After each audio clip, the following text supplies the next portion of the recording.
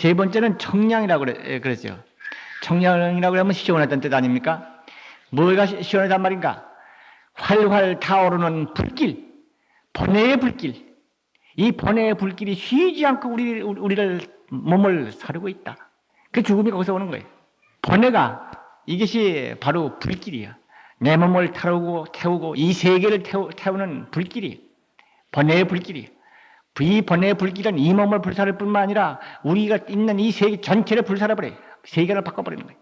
그래서 그 번뇌에 따라 가지고 생사가 반복되고 세간이 바뀔 뿐만 아니라 개인에도 그래요. 개인도 번뇌의 성질에 따라 가지고 번뇌의 불길이 크고 적은 데에 따라 가지고 행불행이 벌어지고 환경 조건이 바뀌는 거예요. 그 번뇌를 어떻게 조정하느냐에 따라 가지고 생활 환경도 바뀌어지는 거고, 번뇌를 쉬면은 생활이 평화해지는 거예요. 마침내 번뇌가 끊어질 때 시원함, 청량함을 거기서 얻는 것이다. 번뇌가 쉰다고 일차적인 의미가 여기에서 봐지는 거죠. 그 다음에는 네 번째는 안원입니다. 편안하다. 이건 번뇌의 뜨거운 불길이 식으니까 마음의 편안함이, 안원함이 오는 것은 당연한 것이죠. 그 다음은 안정. 고요하고 편안한 거. 그 마음이 흔들리고 번뇌의 시간께서 흔들리고 불안했던 상태가 쉬는 것이죠. 그 다음은 정멸. 고요하고 고요한 마음, 깊은 마음, 안정의 깊은 자리가 바로 정멸입니다. 그 다음에 단정하고 엄정하다고 하는 의미의 단엄. 이것은 바로 계행 자체가 단정하고 엄정할 뿐만 아니라 계행을 지키는 그 마음이 단정하고 엄정합니다. 다른 것도 마찬가지입니다만은 그렇게 됨으로써 금생에도 그 사람이 계행을 잘 지켜서 단정하고 엄정할 뿐만 아니라 아주 단정한 사람이 될 뿐만 아니라 내생도 또한 그렇게 되는 것이다. 바로 계행은 단엄이다. 그 다음엔 정결. 계행은 부정이 가까이 오지 못한다. 그 다음에는 투수. 천머리라고 우두머리라고 그러는 뜻입니다만은 우리 불법의 기본적인 수행이 세 가지 아닙니까? 계정해라고 합니다. 계는 지금 말씀드리고 있는 계행에 관한 거고, 정은 안정된 마음이죠. 흔들림이 없는 마음이 정입니다. 그리고 해는 지혜를 해라고 그러죠. 이 세 가지는 불교의 기본적인 수행이라고 해서 삼학이라고 합니다. 계정해, 계와 경계계자와 정할정자와 지혜해자죠. 이 삼학은 비유를 하기를, 개는 마치 여기 그릇이 있다 그러면 이 그릇과 마찬가지다. 이 그릇이 안정되고 견고해야 한다. 계획이 완고라고 그러죠. 개의 그릇이 완전해야, 그래야 그 그릇에 담아진 물이 고요할 것이 아니냐. 그 물은 뭐냐? 물이 정이다. 안정된 마음이다. 몸이 흔들리고 몸이 거칠고 몸의 행동이 나빠가지고야 그 마음의 평화와 안정과 기쁨이 깃들 수가 없는 것이다. 대의 안정이 올 수가 없다. 그래서 정의 물이 정수라고 그러죠. 개의 그릇이 완고해야 정의 물이 고요하고 맑고, 정청이라고 그러죠. 정의 물이 맑으며 해월방현, 지혜의 달이 바야흐로 나타난다. 그 흔들리지 않는 맑은 물 그 위에 달이라고 하는 그림자가 제대로 비춰지는 것이다. 말하자면 계행이 바탕이 돼서 수행도 있고 지혜도 나오는 것이다. 계행이라고 하는 기본적인 행을 무시하고 항상 뒤 흔들어 놔가지고는 행이 나빠져가지고는 정이 나올 여지가 없고 해가 나올 여지가 없다. 일체 도법과 일체 깊이 있는 우리 생명의 위실력은 이와 같이 정에서 나타나는 것이고, 정의 뿌리는 해에서 오는 것이다. 그런 것을 여기서 볼 수가 있습니다. 그래서 계를 두수다, 천머리다. 이것은 불법을 배우는 데 있어서 인간이 인간 완성을 하고 진리 완성을 하고 국토 완성을 하는 데 있어서의 천머리가 계다. 우두머리 두수다. 그 말씀은 그렇게 제가 해석이 되더군요. 그 다음에 찬탄. 계행을 갖는다고 하는 것은 그건 찬탄입니다. 왜 찬탄이 되느냐? 그냥 착한 일을 하고 좋은 일을 하고 남한테 거칠은 일을 하지 않으니까 찬탄이라고 그러겠지. 그렇게는 쉽게는 해석이 됩니다. 다. 그 누구나 쉽게 해석이 됩니다. 그러나 우리 불가 식구 반야를 배우는 사람이라고 하면 여기서 한번 깊이 더 봐야 해. 반야가 무엇이냐? 아시는 바와 같이 반야는 내가 내 몸뚱이 육체 하나로서 나다 하고 생각하고 있는 이런 한계 상황, 나는 나, 당신은 당신, 모두는 모두, 그래서 각각 모래알처럼 흩어져 있는 대립된 관계로 보는 것이 반야가 아니야. 그 무대립을 보는 그 나 개하의 개성, 그 모두가 대립된 관계에 있는, 독립된 관계에 있는, 서로 특성을 가지고 있는 그 특성의 무, 이렇게 해서 모든 사람의 대립이 없는 깊이에 간 거야. 이 손가락, 이 손가락, 이 손가락, 이 손가락, 이 여러 손가락이 각각이 아니라 하나의 뿌리다. 여기에 이르러서 이걸 함께 보는 엄지손가락, 새끼손가락을 다 손가락을 보면서 가불, 병정, 가가 보면서 그 개의 것을 인정해 주면서 하나의 생명, 하나의 뿌리라는 거 보는 것이 반야의 입장이야. 그러니까 여기서 보면은 이거는 없다고 그러지만은 없는 게 아니라 여기 있어. 그러니까 찬탄이 무엇이냐? 계행이라고 그러는 것이 청정한 본성, 뿌리에 근거한 행을 하는 것이기 때문에 뿌리에 근거하는 행을 하면은 이것도 좋고 이것도 좋고 서로 좋은 거예요. 만인이 함께 기뻐해. 계가 원래 이러한 반야와 같이 근본 생명, 근본 진리에 뿌리해서 그거에 근거하는 행위를 전개하는 것이기 때문에 내가 하면은 옆에 사람이 삐죽대지 않아요. 함께 기뻐해지는 거예요. 찬탄이란 말은 이러한 깊이에서 출발한 것이다.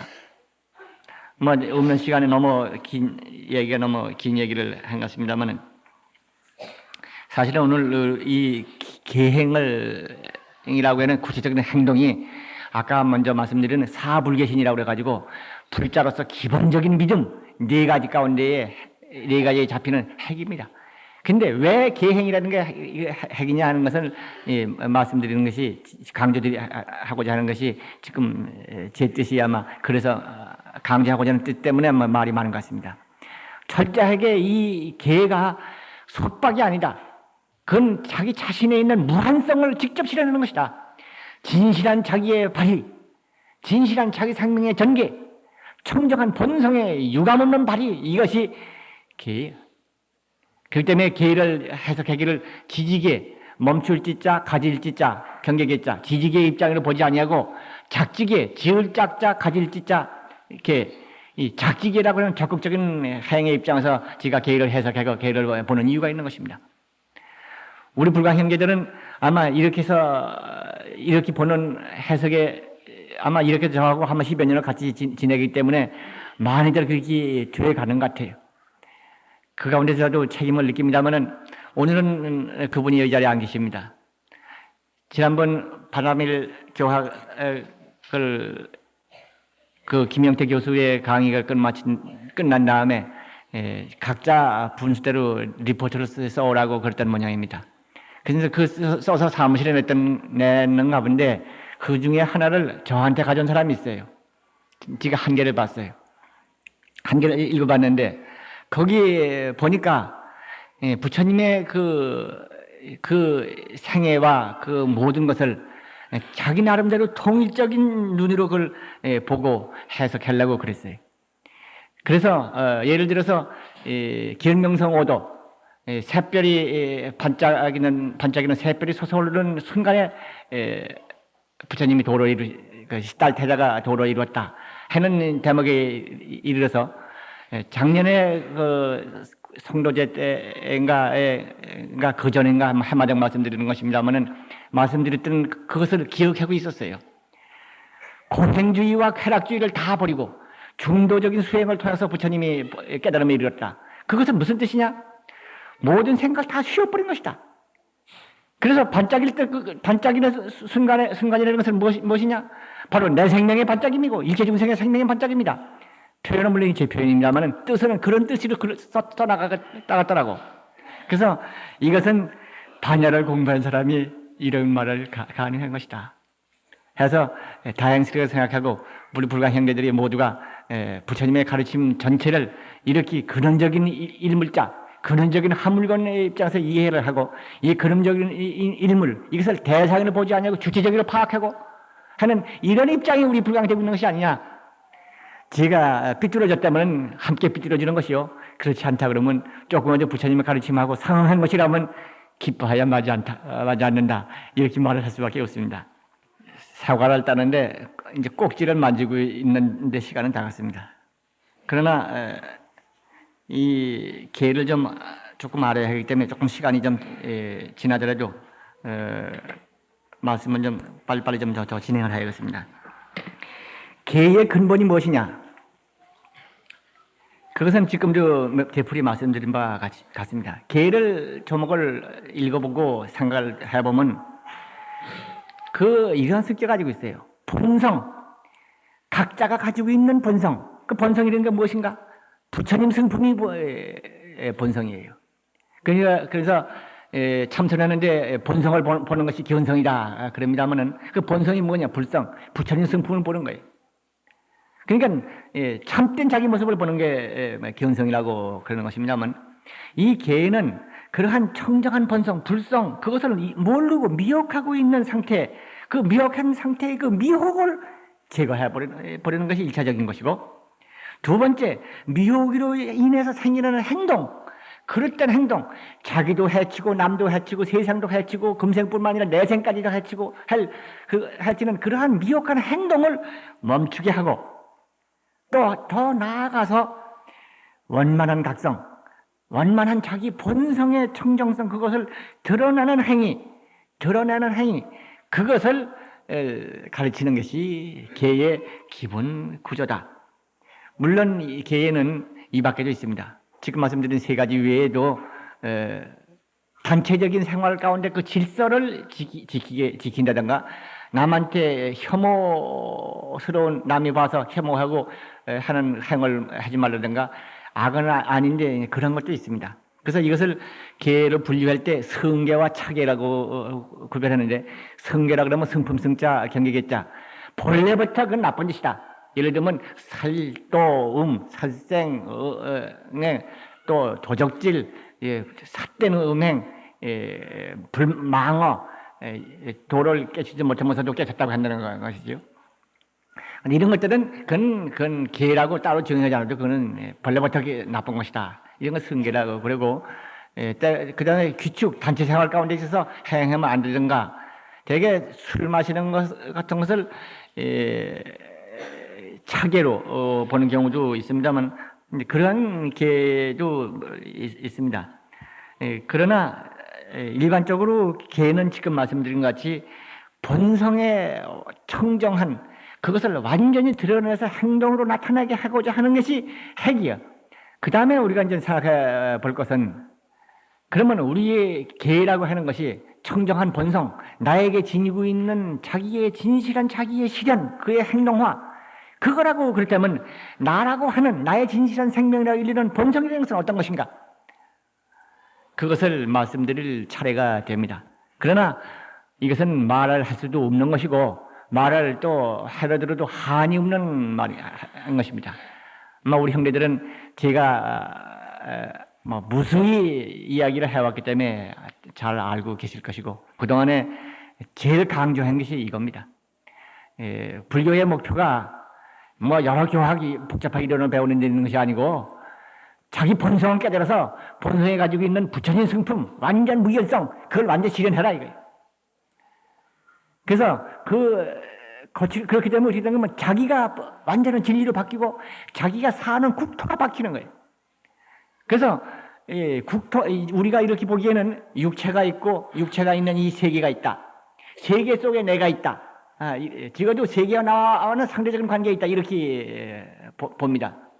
그러나 그것은 본부들이 보는 현상의 메인 인식이고, 좀 더 깊이 살펴보면은 나와 세계는 각각이 아니야, 한쪽이야. 이것은 이연부를 열심히 한 사람이거나 참선을 한 사람이거나 한 사람들이 압니다. 일심으로 이연부를 하다 보면 이연부를 하는 자기 마음이 자기 마음 그 마음 하나만 되고, 바람일 그러면 바람일이라고 하는 일념만 됐다가 마침내 일념도 없어진 상태의 마음이 됐다가, 거기서부터 더 가버리면 마침내 내 마음과 이 세계가 한쪽으로 이어져 버려요. 대상이 아니에요. 상대적 관계가 아니에요. 절대적 관계가 뭔가? 그렇게 해서 마치는 온 우주라고 할 것이, 우주가 나오기 이전에 근원적인 자리와 자기가, 그야말로 천지가 벌어지기 이전에 자기가 나타나 버리는 거예요. 그건 나와 세계가 각각이 아니에요. 진리가 그런 거예요. 근데 우리는 그걸 잊어버리고 그것이 고향인데, 고향 땅을 등지고 나그네가 되어가지고 헤매면서 그야말로 부분적으로 인식을 하고 부분적인 것을 자기로 알고, 여기는 좋다, 여기는 나쁘다, 저 사람 밉다, 나는 곱다 해가지고 서로 옥신박신하다가 좋은 데 나쁜 데로 오고 가고 해서 괴로운 생활을 하게 되는 거예요. 근데 이러한 한쪽 근원적이 하는 것은 이것이 불성이라고 그런 자리이기 때문에, 이것이 도달해서 이것의 개연을 통해서 인간의 세계가 불국토가 되는 거예요.